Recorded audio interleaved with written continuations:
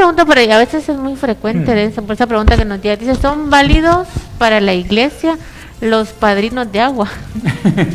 Sí, esa está buena la pregunta, ¿verdad?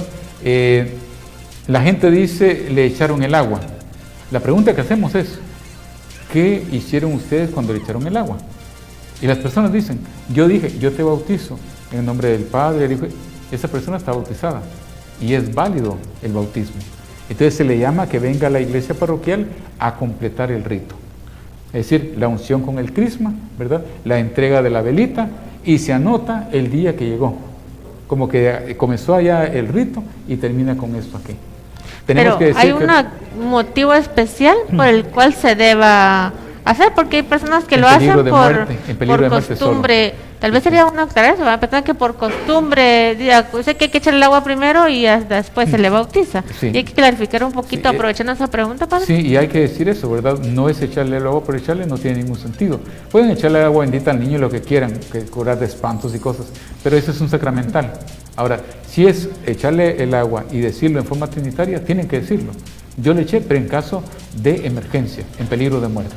Entonces, ahí es donde se puede y se debe de hacer. Ajá, excelente.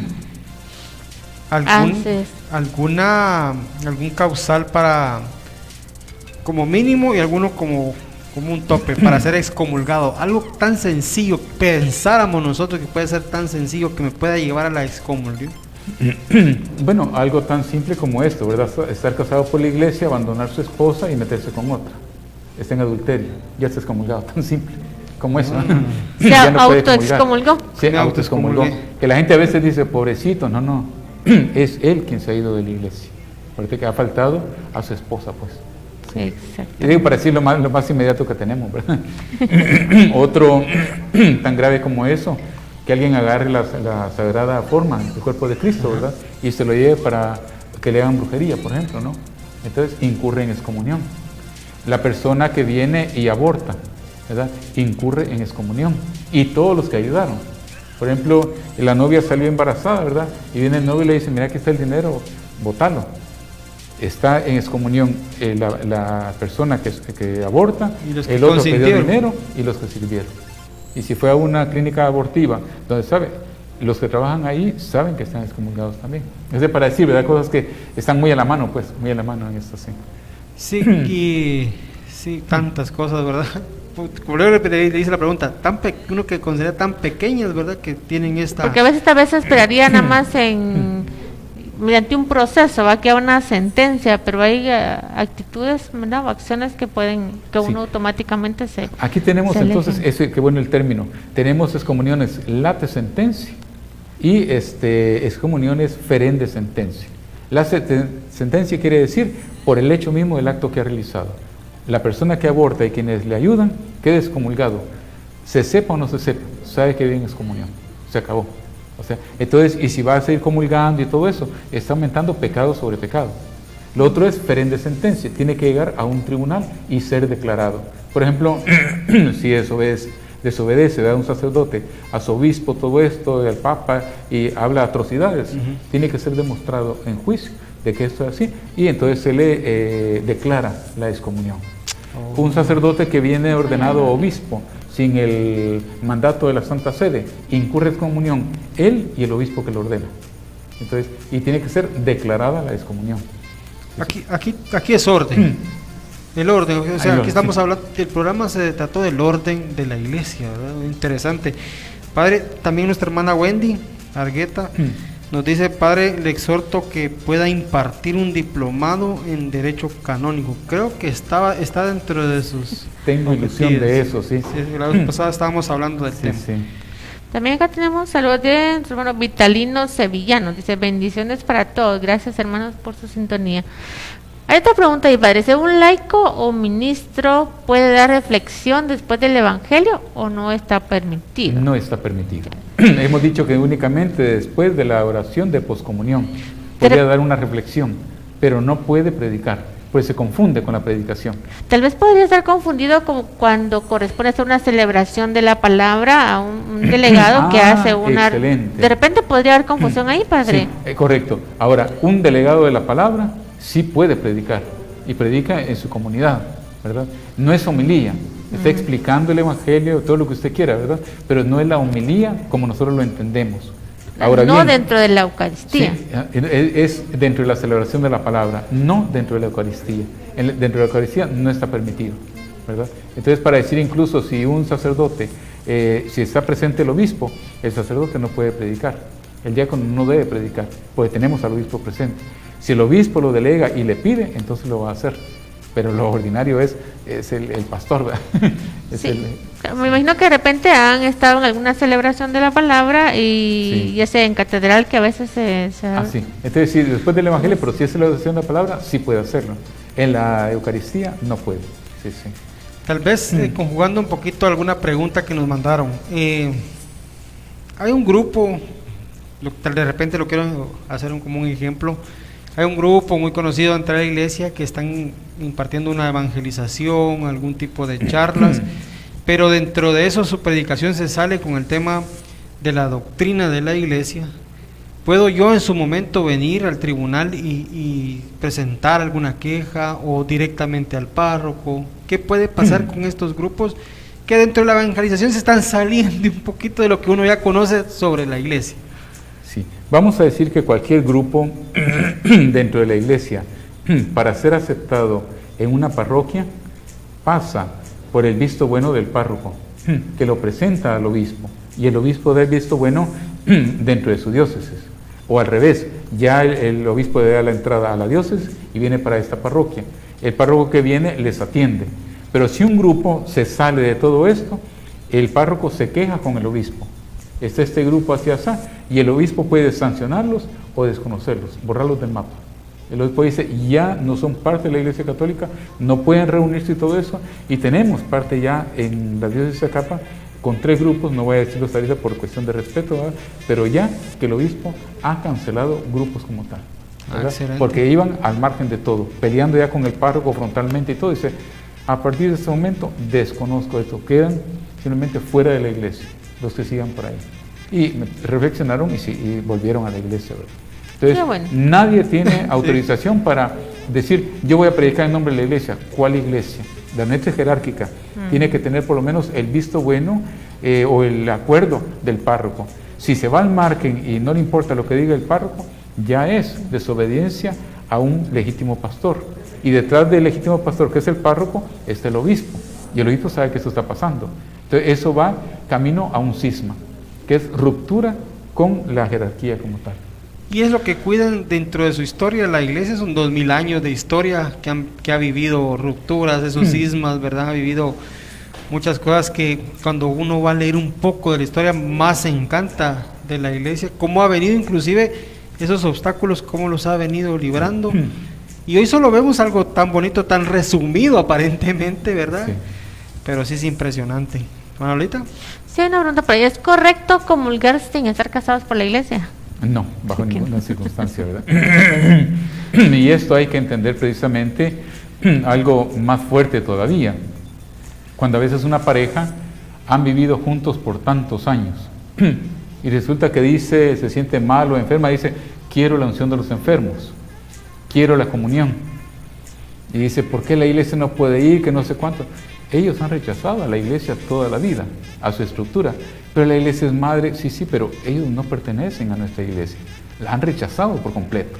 Entonces, hay cosas bien delicadas. Entonces, concretamente a esa pregunta, no es correcto comulgar si no están casados por la iglesia, ¿verdad? Porque están en pecado de fornicación, ¿verdad? Y si ya fue casado anteriormente y está con otra pareja, está en adulterio, de cara al primer matrimonio. ¿Estamos? Entonces, si están casados solo por lo civil, están en fornicación, ¿verdad? O solo unidos en fornicación, ¿verdad? Y está con otra persona que ya no es su esposa del primer matrimonio, es adulterio. Están en pecado simplemente, pecado público, y no pueden comulgar, no deben comulgar. Sí. Muchas gracias, padre. Creo que ya casi vamos llegando al final. Todavía hay una última pregunta ahí.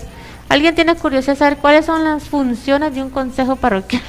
Eso está muy bueno. Fíjense que les decía que la estructura de la iglesia, ¿verdad? Desde el Papa, los concilios, conferencias episcopales, etcétera, todo así, hasta que aterrizamos, dije yo, a la parroquia.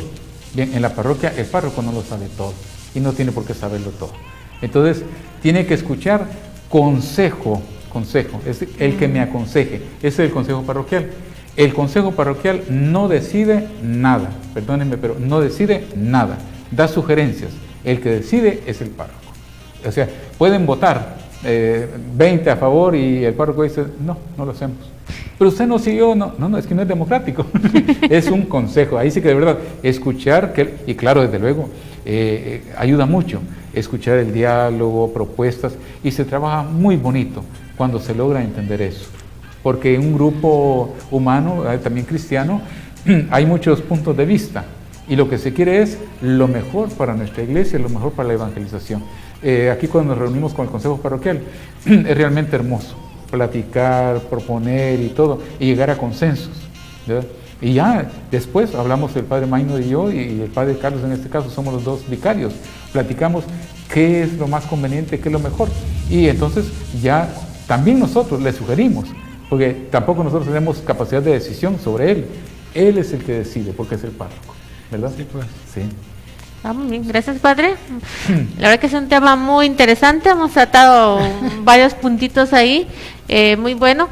Y padre, vamos a tener una segunda parte de este tema, porque es muy extenso, no podíamos tratarlo en un solo programa. ¿Hay causas por las cuales se puede declarar si un matrimonio es nulo? Correcto. El código tiene bien definido cada situación que podría darse. Y yo creo que sí lo vamos a tratar en una próxima. Sí, primero nos encontramos. La otra semana, si Dios lo permite. Y el punto de partida es esto bien interesante. El 1058. Pueden contraer matrimonio todos aquellos a quienes el derecho no se los prohíbe. Caramba, dicen, entonces tenemos que saber a quiénes le prohíbe, ¿verdad? Sí, porque para el que tenga la curiosidad de leer ya ese artículo, ese canon. No, y pega mucho con una pregunta que tenemos acá de nuestra hermana Marta Pérez. Una persona que está casada puede volver a casarse por la iglesia. Un tema de discusión, de enseñanza para el próximo. La dejamos para la siguiente. Para el próximo programa, primeramente Dios. Solo les adelanto que tenemos 25 causales, 25 formas distintas para estudiar un matrimonio y saber si es válido o no es válido. Vamos a necesitar otro programa más todavía. Otro programa. Entonces, para decirles que eso más adelante, en el próximo programa vamos a ver el itinerario de un proceso, el proceso matrimonial específicamente que nosotros llevamos a cabo en el tribunal. Después de eso vamos a dar unos tips de unos 10 o 15 minutos, ¿verdad? En este programa también, siempre en este programa como tal, a lo largo de quizás 6 meses o algo así, para que la gente vaya escuchando cada uno de los causales, de qué se trata, por si está contenido su matrimonio en eso y quiere presentar la causa, que lo pueda hacer también, ¿verdad? Entonces, pues, decirles que estamos al servicio del pueblo de Dios, ¿verdad? A través de la justicia, ¿verdad? Sí, leer también acá, padre, de la Pastoral Familiar de San Francisco Chiquimula. Padre, los obispos sacerdotes del sínodo alemán que han hecho bendiciones de uniones de personas del mismo sexo podrían ser excomulgadas. Habría que ver el tema así más profundo, sí, de lo que realmente se ha dado o de lo que ha circulado de repente en las redes sociales, ¿verdad? Sí, hay que tener mucho cuidado con las noticias amarillistas, ¿verdad? Claro. Esos sensacionalistas. Entonces, si algo de esto ha pasado, ya decididamente en Roma tomarán decisiones sobre eso. Primero, a nivel de las conferencias episcopales, después, sepan ustedes que hoy en día, ¿verdad? Ya estos son delitos graves contra la unidad, contra la teología y toda la tradición. Entonces, ya hoy en día, hablamos de derecho penal. Un obispo puede ser denunciado, un sacerdote puede ser denunciado, un religioso puede ser denunciado. ¿Para el área civil?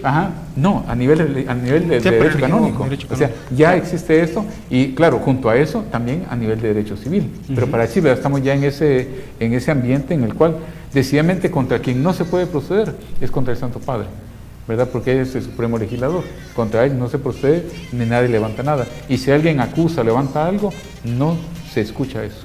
Es interesante. O sea, sí, no hay margen. Las redes sociales hoy en día nos ha significado a nosotros mucha información, mucha muy buena información, pero así como la cantidad de buena información es mala hay también. Que revisar cuál es fidedigna. Hay que irlo viendo.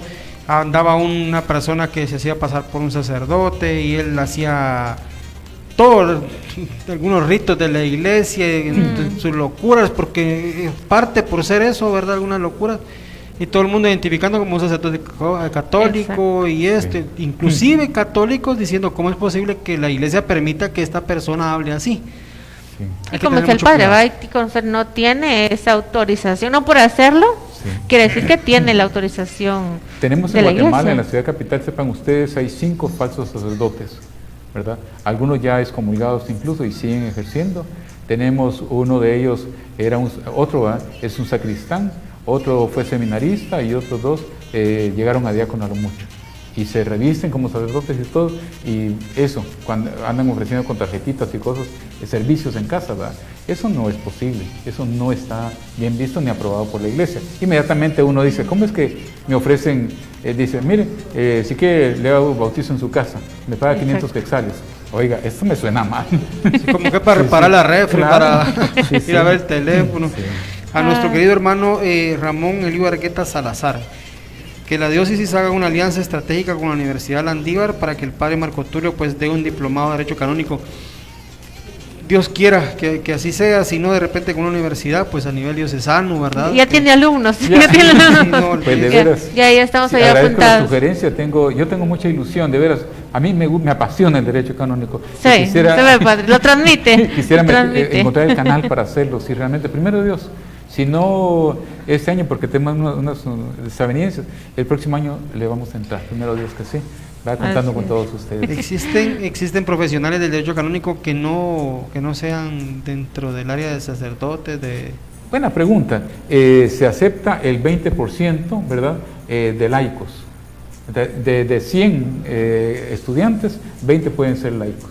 Esa es la proporción que se maneja en Europa, específicamente en Roma, ¿verdad? Entonces, para que sepan, yo tuve compañeros laicos, ¿verdad? Ya abogados civiles o doctores en derecho civil estudiando derecho canónico. Hay que entender la otra cosa, y con eso, con todo el respeto, ¿verdad? Un doctor en derecho canónico o un licenciado en derecho canónico trabajando en Europa, esa es una buena profesión. Aquí nos morimos de hambre, así, de veras, así como se ve. Por eso el derecho laico, ¿verdad?, que son ya abogados civiles, también estudian derecho canónico, porque económicamente les resulta bien, ¿verdad? Porque hay tantas causas, tanto trabajo y todo, y son bien remunerados. Yo escuché que de Shela había una señora que había estudiado derecho canónico. Doña Bárbara, la conozco precisamente, sí. Nos encontramos y compartimos en un encuentro de canonistas en Costa Rica, sí, muy capaz. Ella estudió licenciatura en Derecho en México y la mandaron de parte de la Arquidiócesis de Los Altos. Fue interesante, ¿verdad? Aquí nosotros, de verdad, ahorita Padre Noguera me estaba diciendo que hay un curso en Roma, ¿verdad?, en agosto. Entonces le digo yo, vaya, gracias por la invitación, le digo y todo, pero nuestra diócesis no tiene capacidad económica, hoy por hoy, ni siquiera de mandar un sacerdote a eso, ¿verdad? Así como se oye. Es caro. Entonces, sí, es carísimo, ni siquiera por el viaje. Así. Y hablamos de laicos de la Iglesia Católica, pueden de repente también no ser de nuestro credo católico, poder estudiarlo por el tema de lo que hablábamos de que de repente esa profesión. ¿Por cultura general de repente? Sí. Me da la impresión de que no quemarían ese espacio, porque habría más católicos interesados y a la iglesia le interesaría, porque tenemos detrás toda una teología propia, claro, ¿verdad? Entonces sí, hay que apegar bien la teología nuestra para poder servir bien al canon. Claro, comprender bien. Gracias, padre. Mire, como decíamos, aquí seguimos, ¿verdad? Hacer una pregunta y otras dudas ahí. Bien, hermanos, queremos recordarles los horarios de la Sagrada Eucaristía, de lunes a sábado a las 6 de la tarde. Domingos en Catedral a las 6, a las 8, a las 10 y a las 18 horas. También en Iglesia Guadalupe a las 11 horas. Y a las 8 de la mañana se transmite la Eucaristía también por 12 Visión. Para quienes no pueden asistir, pues puedan también, y a través de nuestras páginas, a las páginas de la parroquia, puedan pues vivir su Santa Eucaristía, especialmente nuestros hermanos están enfermos, ¿no? También, hermanos, les hacemos una invitación para que sean parte de nuestro equipo. Quieren acá en la conducción, quieren en producción.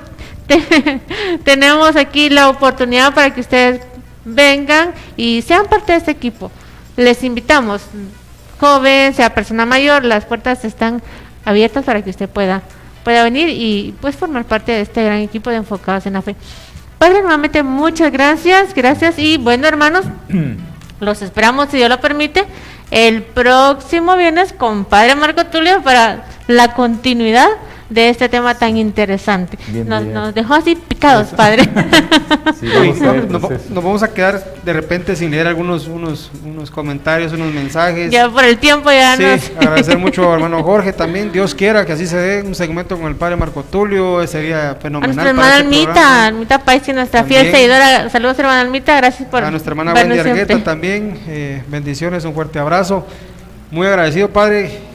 Yo siempre he dicho que los que primero aprendemos somos nosotros que estamos acá, tanto en la formación, claro, durante estas semanas, hermana Lolita preparando el tema con usted, yo un poquito apartadito por algunas cositas que me han surgido en los últimos tiempos, pero los que más aprendemos somos nosotros y los espectadores pues también, o sea, ellos al estar pendientes, todas las dudas, todas esas opiniones. Padre, muy agradecido. ¿Algo que quiera decirle al público? Siempre me gusta este espacio, animarles a ustedes con su función como laicos, fieles cristianos, ¿verdad?, que tienen esta proyección donde nosotros ya no podemos llegar.